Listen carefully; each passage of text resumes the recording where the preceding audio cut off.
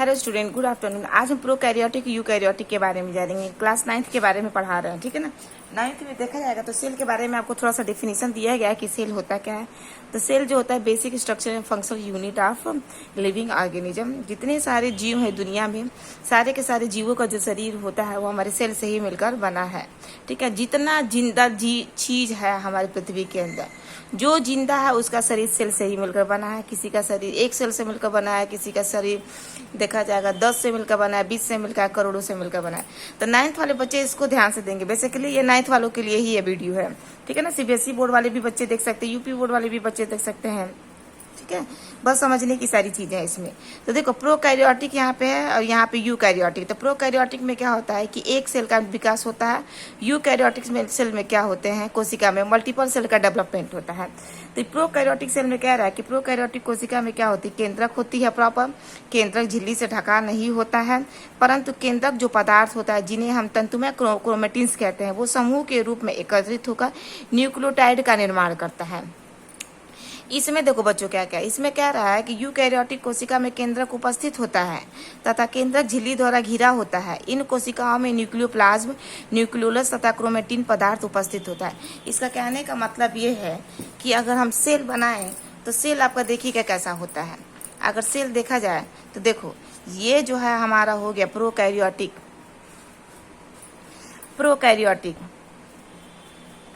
ये prokaryotic cell हो गया, ठीक है। इधर हम देखें तो ये हमारा क्या हो जाएगा, यूकैरियोटिक सेल हो जाएगा। एक प्रोकैरियोटिक सेल हो गया, ये एक हमारा यूकैरियोटिक सेल हो गया। तो प्रोकैरियोटिक सेल का स्ट्रक्चर कुछ आपका ऐसा है, बस इसके अंदर चीजें ही अलग अलग है। यूकैरियोटिक सेल में अगर देखा जाएगा तो ये हमारी यूकैरियोटिक सेल। इस यूकैरियोटिक सेल के अंदर बच्चों कह रहा है कि इसके अंदर क्या होता है, प्रॉपर आपका न्यूक्लियस पाया जाता है। अब वो भी जो न्यूक्लियस होता है वो आपका डबल मेम्ब्रेन होता है। देखो हम डबल मेम्ब्रेन बना रहे हैं ना, डबल मेम्ब्रेन होता है।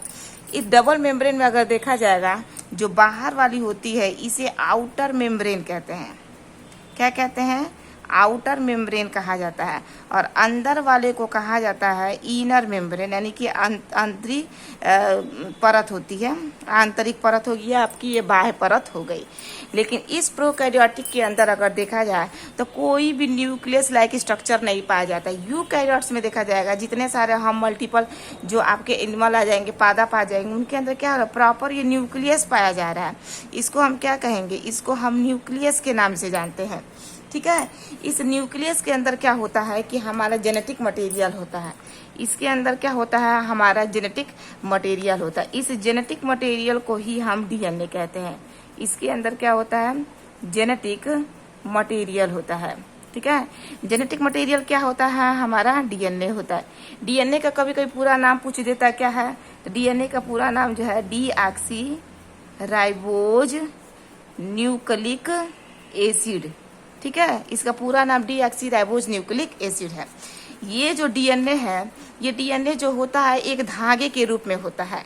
ऐसे नहीं डीएनए बना होता, पूरा धागा। अगर देखा जाएगा एक न्यूक्लियस के अंदर जो आपका डीएनए है 2.2 मीटर लंबी स्ट्रक्चर बनती है। इतना ज्यादा लंबा इसका लेंथ होता है एक आपके न्यूक्लियस के अंदर। किसका लेंथ है, ये आपके डीएनए का लेंथ है। किसका लेंथ है, डीएनए का लेंथ है। 9 वाले बच्चे ध्यान से समझेंगे। कभी कभी पूछ देता है कि एक न्यूक्लियस के अंदर डीएनए जो होता है वो कितना मीटर होता है, तो 2.2 मीटर। तो इतनी चूंकि आपका न्यूक्लियस होता है वो भी माइक्रोमीटर में, और आपका मीटर में क्या है, आपका डीएनए है, ठीक है। तो ये डीएनए होता है। डीएनए कैसा होता है, ये यहाँ पे भी जो डीएनए है वो डीएनए आपका क्रोमेटिन्स धागे के रूप में होता है। क्रोमेटिन्स के रूप में होता है, यानी कि पतला पतला क्या होता है, धागे जैसे स्ट्रक्चर होती है। वो धागे जैसे स्ट्रक्चर क्या होता है, इस न्यूक्लियस के अंदर पड़ा होता है। वो न्यूक्लियस ये कहाँ पाया जा रहा है, ये सारे के सारे पाए जा रहे हैं आपके यूकैरियोटिक सेल्स के अंदर, यानी कि जिसका शरीर मल्टीपल सेल से मिलकर बना है। हमारा शरीर मल्टीपल सेल है, यूकैरियोटिक सेल में क्या है, सिंगल सेल है। इसीलिए सिंगल सेल वाले जितने सारे ऑर्गेनिज्म है उनको मोनेरा किंगडम के अंदर रखा गया है। ठीक है बच्चों, तो यहाँ पे क्या है, क्रोमेटिन्स के धागे हैं। तो क्या होता है बेसिकली अगर देखा जाएगा, ये क्रोमेटिन्स के जो धागे हैं ये आपके न्यूक्लियस के अंदर है। एक लंबा स्ट्रक्चर, जैसे ऊन का गोला होता है ना, ऊन के गोला इतना लंबा होता है, अगर ऊन के गोले को अगर खोल दें और प्रॉपर तरीके से उसको लपेटा ना जाए तो सारे ऊन के धागे क्या हो जाएंगे, आपस में उलझ जाएंगे। तो उनको अच्छे तरीके से सुलझाने के लिए क्या करेंगे, उनको अच्छे तरीके से हम गोला बना देते ताकि ऊन का गोला हमारा उलझे मत। इसलिए क्या किया जाता है कि ये न्यूक्लियस इतना ज्यादा लंबा होता है, न्यूक्लियस के अंदर जो हमारा डीएनए इतना ज्यादा लंबा है, यानी कि 2 मीटर के करीब में लंबा है, इसको प्रॉपर रूप से क्या किया जाता है, इस न्यूक्लियस के अंदर लपेट दिया जाता है ताकि इसके अंदर ये सुलझा रहे। तो क्या करेंगे, सबसे पहले हम डीएनए का स्ट्रक्चर लेंगे। क्या करेंगे, हम डीएनए का स्ट्रक्चर लेंगे। देखो डीएनए का स्ट्रक्चर हम लोग ले लिया, ये क्या है, हमारा डीएनए है ये। ठीक है बच्चों, ये क्या है, हमारा डीएनए है। इस डीएनए में अगर देखा जाए तो क्या होता है कि जगह जगह के आप प्रोटीन्स होते हैं जिन्हें हम हिस्टोन प्रोटीन्स के नाम से जानते हैं। ये जगह जगह पे क्या होते हैं, हमारे हिस्टोन प्रोटीन्स होते हैं। इन हिस्टोन प्रोटीन्स के ऊपर क्या करते हैं, हम इनको अच्छे तरीके से बैठा देते हैं इस तरह, ठीक है, ताकि ये उलझे मत। कौन मत उलझे, हमारा डीएनए उलझे मत। ठीक है, अगर डीएनए अगर बाबू अगर उलझ गया ना तो आपका सारा का सारा डीएनए क्या हो जाएगा, खराब हो जाएगा। ठीक है, तो जगह जगह पे क्या कर रहे हैं, हम इस गोल गोल छोटे छोटे बॉक्स ले रहे हैं, छोटे छोटे बॉक्स ले। इन गोल गोल छोटे छोटे बॉक्स को हम क्या कहेंगे, हिस्टोन प्रोटीन के नाम से जाना जाता है। और ये हमारा लंबा स्ट्रक्चर क्या है, ये जो हमारा लंबा स्ट्रक्चर है इसे हम डीएनए कहेंगे। ठीक है, तो कभी कभी परीक्षा में पूछ देता है कि डीएनए का पूरा नाम क्या है, तो डीऑक्सीराइबोस न्यूक्लिक एसिड। और डीएनए से ही हमारा क्या बनता है, आरएनए बनता है। डीएनए से क्या बनता है, आरएनए बनता है। तो आरएनए का नाम पूछ देता है तो आरएनए का जो नाम होता है वो राइबोज न्यूक्लिक एसिड होता है। ध्यान से समझना बच्चों, ये इसी चीज के बारे में बता रहे हैं, यूकैरियोट्स के बारे में बता रहे हैं। तो क्या होता है, आने वाले समय में क्या होता है, ये पूरा सिकुड़ कर और एक ऐसा गुणसूत्र जैसा ये स्ट्रक्चर बना लेता है ये। और इस गुणसूत्र जैसे स्ट्रक्चर के अंदर क्या होते हैं, हमारे सारे डीएनए जो होते हैं लपेट कर अंदर की तरफ कुंडलित होकर बैठ जाता है। यानी कि सारा का सारा हमारा डीएनए क्या होता है, कंडेंस हो जाता है। कंडेंस का मतलब समझते हैं ना, जम जाता है। और जब जम जाता है तो एक प्रॉपर एक स्ट्रक्चर बन जाता है। इस प्रॉपर स्ट्रक्चर को ही हम कहते हैं क्रोमोसोम। इस प्रॉपर स्ट्रक्चर को हम क्या कहेंगे, क्रोमोसोम, यानी कि हिंदी में इसे क्या कहते हैं, गुणसूत्र कहते हैं। और हमारे अंदर गुणसूत्र की संख्या कितनी होती है, 46 होती है बच्चों। ध्यान से समझिएगा क्या कह रहा है। ये जो क्रोमेटिन्स का जो धागा है वो क्रोमेटिन्स का ही धागा क्या होता है, लपेट कर आगे चलकर क्या बनाएगा, यही डीएनए बनाएगा। ठीक है, तो ये क्या है, हमारा पतला धागा है।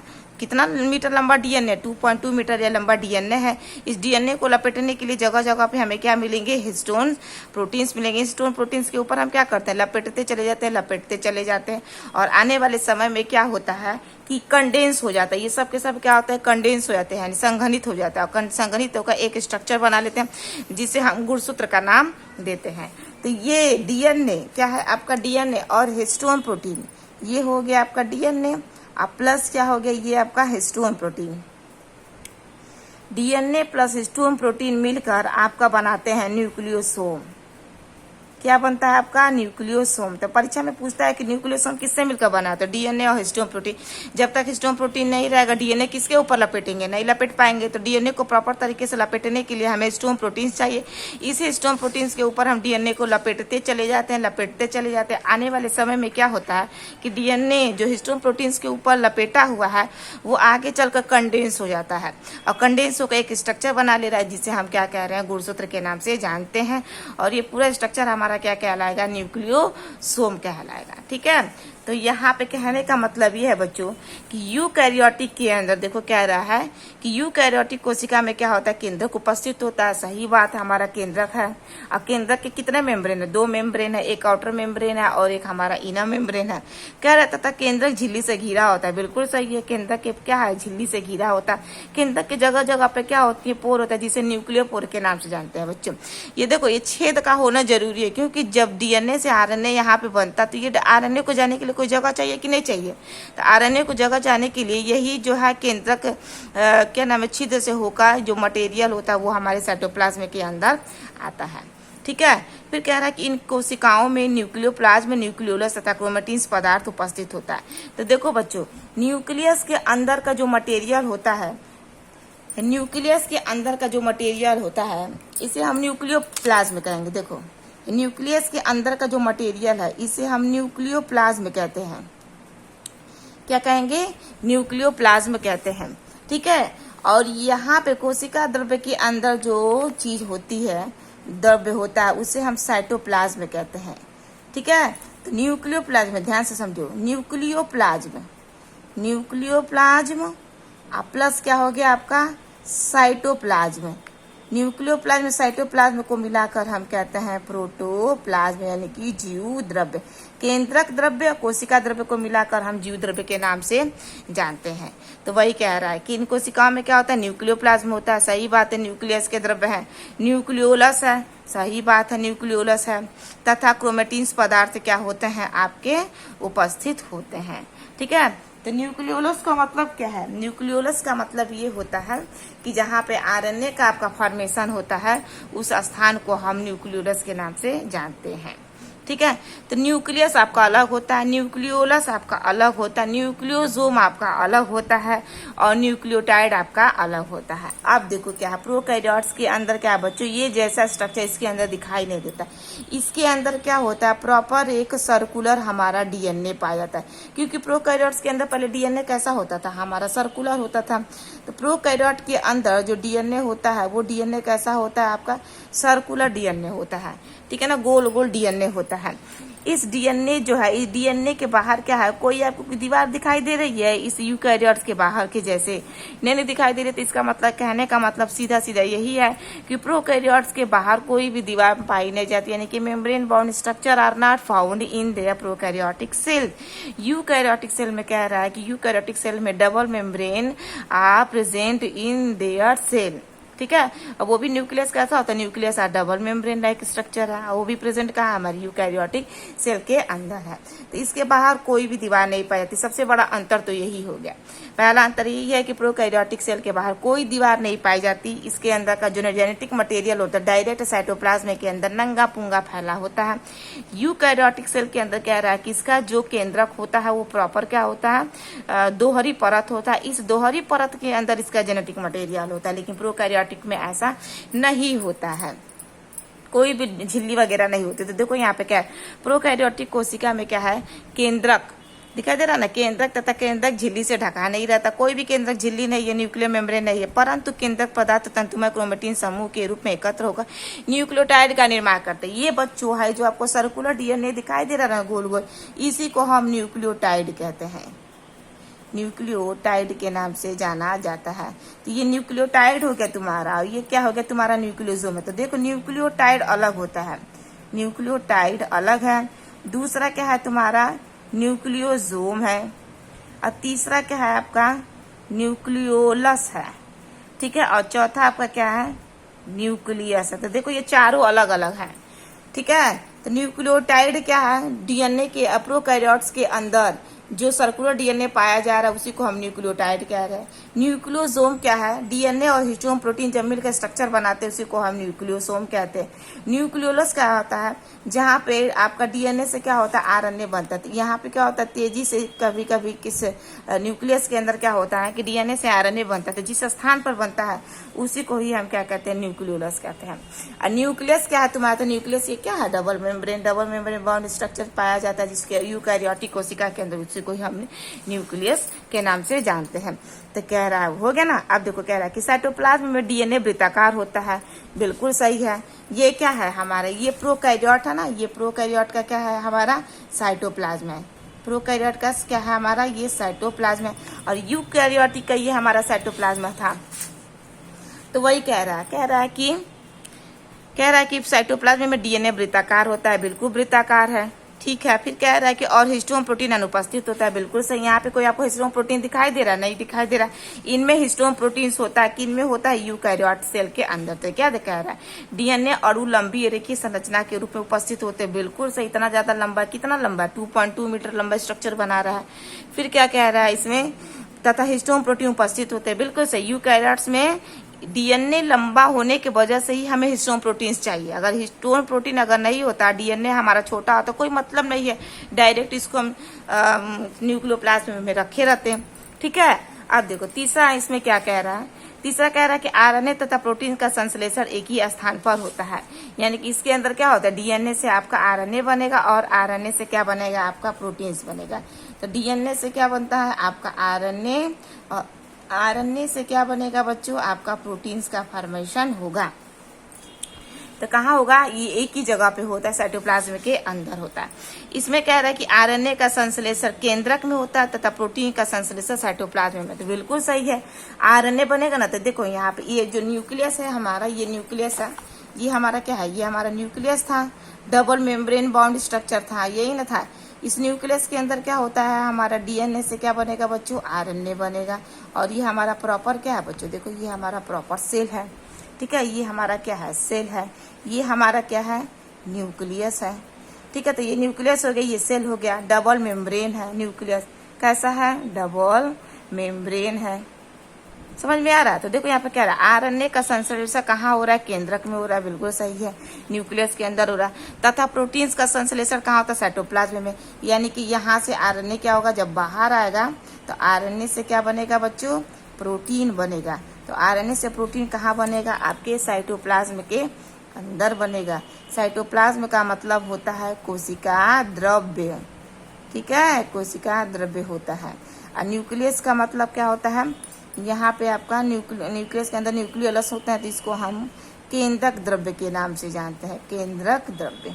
एक केंद्रक द्रव्य हो गया, एक आपका क्या हो गया, कोशिका द्रव्य हो गया। क्लियर है। तो एक का फॉर्मेशन यहाँ पे होगा, दूसरे का फॉर्मेशन आपका यहाँ पे होगा। तीसरा देखो कि इसमें क्या कह रहा है, चौथा पॉइंट ये कह रहा है इसमें कि साइटोस्केलेटन तथा साइटोप्लाज्मिक स्ट्रीमिंग, एंडोसाइटोसिस तथा एक्सोसाइटोसिस अनुपस्थित होता है। साइटोस्केलेटन का मतलब कोशिका के अंदर का स्केलेटन या साइटोप्लाज्मिक स्ट्रीमिंग, इसका जो द्रव्य है। एंडोसाइटोसिस का मतलब क्या होता है, खाना, या एक्सोसाइटोसिस क्या होता है, मतलब जो भी इसके अंदर भक्षण की प्रोसेस होती है वो क्या होते हैं, अनुपस्थित होते हैं। लेकिन अगर यहाँ पे देखा जाएगा यूकैरियोट्स में, तो कह रहा है कि प्रोटीन तंतु से बना साइटोस्केलेटन, यानी कि हम कोशिका का जो स्केलेटन है वो किससे मिलकर बना है, प्रोटीन तंतु से बना है। साइटोप्लाज्मिक स्ट्रीमिंग पाई जा रही है, पूरा का पूरा साइटोप्लाज्म में पाया जा रहा है। एंडोसाइटोसिस तथा एक्सोसाइटोसिस अनुपस्थित। तो एंडोसाइटोसिस का मतलब क्या होता है, किसी सेल को क्या करना, खाना। ये जो भी प्रोसेस होते हैं यूकैरियोट्स के अंदर क्या होते हैं, प्रेजेंट होते हैं। इसमें देखो कह रहा है प्रोकैरियोट्स के अंदर कि झिल्ली में से घिरी संरचनाएं जैसे गोल्गी बॉडीज, एंडोप्लाज्मिक रेटिकुलम आदि अनुपस्थित होते हैं। मतलब इतना ज्यादा छोटा होता है ये हमारा सेल कि इसके अंदर कोई भी ऑर्गेनेली नहीं पाई जाती है। प्रोकैरियोट्स के अंदर अगर देखा जाए, प्रोकैरियोटिक सेल के अंदर अगर देखा जाए तो no organelle present, no organelle present, कोई ऑर्गेनेली प्रेजेंट नहीं होती। बस एक ही ऑर्गेनेली जो होती है, वन ऑर्गेनेली जो होती है वो प्रेजेंट होती है। One organelle are present. ठीक है, अब वो भी आपका कौन सा ऑर्गेनेली है प्रेजेंट होता है, उसे हम कहते हैं राइबोसोम। क्या कहते हैं बच्चों, राइबोसोम। दुनिया में अगर किसी के अंदर राइबोसोम नहीं रहेगा तो प्रोटीन बनवे नहीं करेगा। तो राइबोसोम यहाँ पे होगा तभी ना ये प्रोटीन बनेगा भाई, इसको भी जिंदा रहना है ना। तो जब जिंदा रहेगा तो डीएनए से आरएनए बनेगा, चाहे आरएनए से प्रोटीन बनेगा, तो प्रोटीन बनेगा तभी नहीं खाएगा पिएगा, इसका शरीर जिंदा रहेगा। तो वही चीज कह रहा है। ठीक है, और कह रहा है कि इसके अंदर गोल्गी बॉडीज, एंडोप्लाज्मिक रेटिकुलम में अनुपस्थित होता है। यानी कि इसके अंदर अगर देखा जाएगा, देखो बच्चों इस डायग्राम के अंदर अगर देखा जाए तो ये वाला जो डायग्राम है वो हमारा प्लांट्स का है, और ये वाला डायग्राम जो है हमारा एनिमल का है। इस एनिमल के अंदर क्या होता है कि एक नेटवर्क लाइक स्ट्रक्चर होता है जिसे एंडोप्लाज्मिक रेटिकुलम कहते हैं। एंडोप्लाज्मिक रेटिकुलम के जस्ट बगल में गोल्गी एपैरेटस होती है, यहीं पे जस्ट बगल में लाइसोसोम्स होता है। इसके जस्ट सामने अगर देखा जाएगा तो आपका माइटोकॉन्ड्रिया वगैरह होती है। तो कुछ कुछ ऑर्गेनेली वगैरह होते हैं जो आपके यूकैरियोट्स में होते हैं, प्रोकैरियोट्स में आपका अनुपस्थित होता है। इसमें कह रहा है कि Golgi bodies, endoplasmic reticulum, mitochondria आदि क्या होते हैं, सब उपस्थित होते हैं। कहने का मतलब क्या है बच्चों को, अगर मान लो ये हमारा क्या है, ये हमारा है सेल। ठीक है, ये हमारा सेल है। इस सेल के अंदर क्या है, इस सेल के अंदर है हमारा न्यूक्लियस। क्या है, न्यूक्लियस। तो यही न्यूक्लियस से क्या होता है, एक ऑर्गेनेली बनती है। इस ऑर्गेनेली को हम कहते हैं क्या कहेंगे, इस ऑर्गेनेली को कहा जाता है एंडोप्लाज्मिक रेटिकुलम, अंतःप्रदबई जालिका के नाम से जाना जाता है। ये कैसा होता है, नेटवर्क लाइक स्ट्रक्चर होता है, नेटवर्क लाइक स्ट्रक्चर होता है। यानी कि अगर देखा जाएगा कोशिका द्रव्य के अंदर बिखरा फैला हुआ एक नेटवर्क, एक जाल, जिसे हम एंडोप्लाज्मिक रेटिकुलम के नाम से जानते हैं। तो ये प्रेजेंट होता है, कहाँ प्रेजेंट होगा, कौन से सेल के अंदर, यूकैरियोटिक सेल के अंदर जो होता है ये आपका प्रेजेंट होता है, प्रोकैरियोट्स में आपका होता नहीं है। वहीं पे क्या कह रहा है कि ये गोल्गी बॉडी अगर देखा जाएगा ना, इसका पिछवाड़ा होता है। इस एंडोप्लाज्मिक रेटिकुलम का क्या होता है, ये पिछवाड़ा वाला हिस्सा जो होता है ये आपका गोल्गी बॉडी का होता है। यानी कि गोल्गी बॉडीज भी आपकी क्या होती है, प्रेजेंट होती है। क्लियर है। यहाँ पे कह रहा है माइटोकॉन्ड्रिया, बिल्कुल सही, माइटोकॉन्ड्रिया भी रहेगा, काहे नहीं रहेगा, जब एंडोप्लाज्मिक रेटिकुलम है, गोल्गी बॉडी है, तो माइटोकॉन्ड्रिया भी रहेगा। ये हमारा क्या है, माइटोकॉन्ड्रिया है। अंदर इस तरह ये फोल्डेड स्ट्रक्चर बनाती है, इस फोल्डेड स्ट्रक्चर को ही हम कहेंगे माइटोकॉन्ड्रिया। इसी माइटोकॉन्ड्रिया को बच्चों क्या कहते हैं, एग्जाम में पूछता है, इस माइटोकॉन्ड्रिया को कहा जाता है powerhouse of the cell, powerhouse of the cell, यानी कि कोशिका का पावर हाउस कौन है, तो यही है हमारा माइटोकॉन्ड्रिया। क्लियर है बच्चों। तो ये हो गया हमारा प्रोकैरियोट और यूकैरियोट्स में डिफरेंट। ठीक है, आई होप अगर आपको ये वीडियो अगर अच्छी लगी तो प्लीज लाइक शेयर और सब्सक्राइब करिए। ठीक है बच्चों, देखो 9 वाले बच्चे मेरे ध्यान से बात को सुनिए। इस चैप्टर में आपको कुछ नहीं है, बस आपको थोड़ा सा आपको सेल्स के बारे में जानना है कि सेल क्या है। ठीक है, सेल जब जान जाएंगे कि सेल किससे मिलकर बना, आखिर सेल कहाँ से आया है, इस दुनिया में जितने सारे जीव हैं क्या उनका शरीर सेल से मिलकर बना है कि नहीं बना है, तो ये छोटी छोटी अगर हम चीजें जान जाएंगे तो हमें कोई दिक्कत नहीं होगा। ठीक है, तो पहला जो चैप्टर है बच्चों 9th वाले, पहला चैप्टर ही हमारा सेल है। तो सेल के बारे में आप लोग अच्छे से पढ़ जाओ, कुछ नहीं है बस छोटा सा हमारा सेल है। देखो ना, कुछ है इस चैप्टर में, सेल ही है। सेल का इंट्रोडक्शन वगैरह दे लीजिए, पढ़ लीजिए। इंट्रोडक्शन वगैरह देने के बाद इसमें देख लीजिए कि आखिर इसकी उत्पत्ति कैसे हुई, किस वैज्ञानिक ने इसका खोजा था, कहाँ देखा था, फिर कोशिका की खोज कौन सा किया, यही वैज्ञानिक है हमारा रॉबर्ट हुक और एंटोनी वान लीवेनहॉक ने। एंटोनी वान लीवेनहॉक ने जिंदा जीवों को दिखा था, रॉबर्ट हुक ने भी निकाला, लेकिन वो कार्की की कोशिका से निकाला, मरी हुई सेल्स की खोज किया। ठीक है, फिर आगे चलकर वैज्ञानिक मिलते गए, कोशिकावाद के सिद्धांत को दिए कि कोशिका ये चीज होती है, इसके अंदर ये कोशिका पाई जाती है, क्या पादप के भी अंदर पाया जाता है, क्या जंतु के भी अंदर पाया जाता है सेल, जी हाँ दोनों के अंदर सेल्स पाए जाते हैं, लेकिन दोनों का स्ट्रक्चर क्या होता है, अलग अलग होता है, दोनों का अपना अपना काम भी अलग अलग होता है। दुनिया में सबसे पहले आने वाले जो जीव थे कौन थे, हमारे बैक्टीरिया, तो बैक्टीरिया भी सेल से मिलकर बनी होती है, इसका कार्यभार जो होता है वो अलग अलग होता है। ये हमारा पादप कोशिका है, ये हमारा क्या है, जंतु कोशिका है। और फिर कह रहा है कि दुनिया में जो सेल है वो सेल को कितने भागों में बांटा गया, 2 ही सेल होता है, एक प्रोकैरियोटिक सेल है, एक आपका यूकैरियोटिक सेल है। और कितना किंगडम है, 5 किंगडम है। पांचों किंगडम में अगर देखा जाएगा, जो पहला किंगडम है जिसे मोनेरा के नाम से जाना जाता है, उस मोनेरा के किंगडम में केवल एक कोशिकीय सेल्स को रखा जाता है, यानी कि सिंगल सेल स्ट्रक्चर, जिसका शरीर एक सेल से मिलकर बना, उन सारे जीवों को एक किंगडम में बैठा दिया गया। उन किंगडम का नाम है आपका मोनेरा किंगडम। बाकी जो 4 किंगडम आते हैं, आपका कौन आएगा, प्रोटिस्टा आएगा, आपका एनिमिलिया आएगा, प्लांटी आएगा, ठीक है, और आपका देखा जाएगा फंगी आएगा। ये जो 4 आपके